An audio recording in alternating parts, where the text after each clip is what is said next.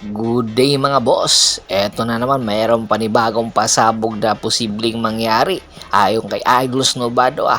Etong Converge Fiber Xers ay posible nga po ang dati nilang assistant coach na si Charles Chu ay magiging head coach na nga po ng Phoenix Fuel Masters.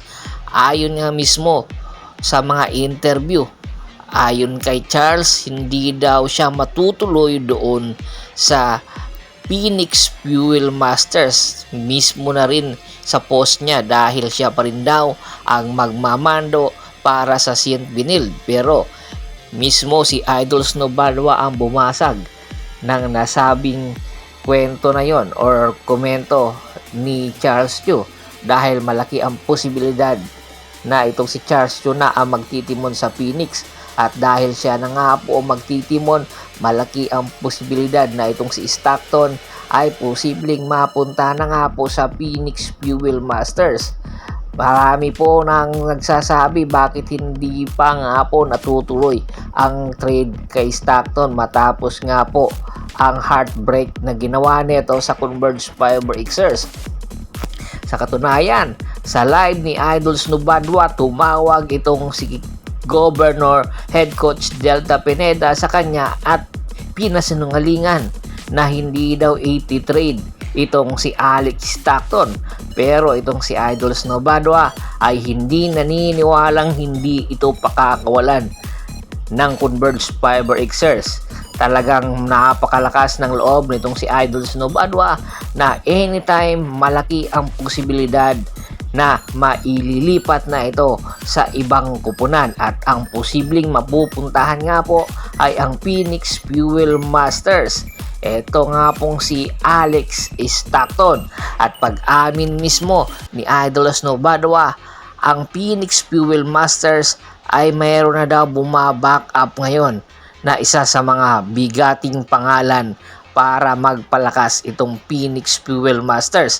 At ayon din kay Idol Snowbadwa, mukha daw na magiging sister team na ng Converge Fiber Xers itong Phoenix at itong si Stockton ay malaki ang posibilidad kung sakaling mai-trade sa Phoenix ay ang magiging kapalit itong si Richie Rivero na kung saan posible nga magkatandem sila doon sa Converge Fiber Xers ng dati niyang kakampi na si Juan Gomez de Leaño.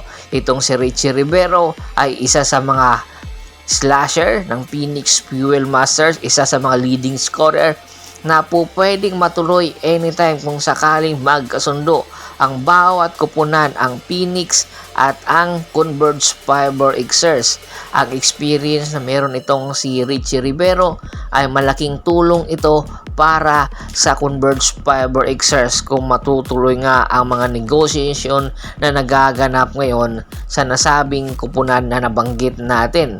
Ang tanging posibleng mangyari ay itong si Alex Stockton anytime ay maititrade na. Pero ang posibleng magiging kapalit pa lang po ay itong si Richie or si Joshua Monson. At ayon din kay Idol Snowbadwa, nag-aalok na rin daw ang Converge Fiber Xers sa ibang kupunan. Kung sino ang mas maganda ang magiging deal ay malaki ang posibilidad na doon mapupunta itong si Alex Stockton. Kaya sa tingin nyo, saang kupunan po pwedeng mapunta si Alex Stockton? Ito na nga ba sa Phoenix na magiging kapalit si Richie Rivero? Komento na sa baba ng video at pag-usapan natin yan. Once again, this is Percival Monteron at your service.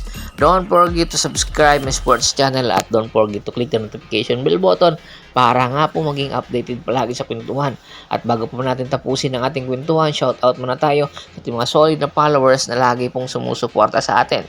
Kay Kagawad kat sa kinudukusin ng Hagone, Bulacan, Anthony Lucky Alon at sa Lucky Alon family, Ricky Lanza ng Ricky Rider TV ng Tansa Cavite, Julius Roche, at syempre si Ronald Gato ng Abuyog Leyte. Pakibisita na rin po ng Facebook fanpage ko na Hapres PH3, Polgoso at Bostor para po sa mga karagdagan sports balita. Hanggang sa muling kwentuhan, maraming salamat po.